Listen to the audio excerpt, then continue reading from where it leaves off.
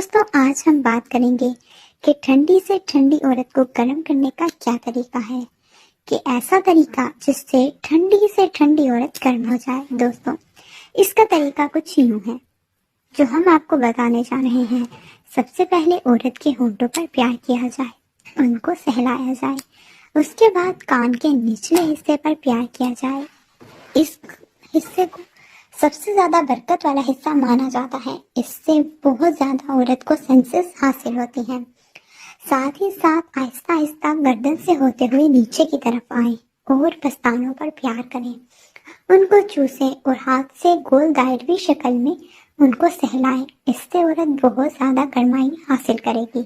لیکن دوستوں اس بات کا خیال رکھا جائے، یہ حصہ جتنا گرم ہے اتنا ہی زیادہ حساس بھی ہے، اس سے عورت کو تکلیف بھی پہنچ سکتی ہے۔ اس لیے اس حصے کو اتنا ہی دبایا جائے کہ جتنا عورت برداشت کر سکے اور اس کو تکلیف نہ ہو۔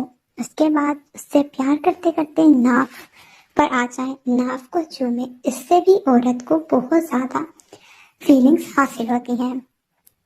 ساتھ ہی ساتھ نیچے کی طرف آئیں اور شرمگاہ کے اوپر کے حصے کو جسے کلوٹرس کہتے ہیں اس کو اپنی انگلی سے سہلائیں۔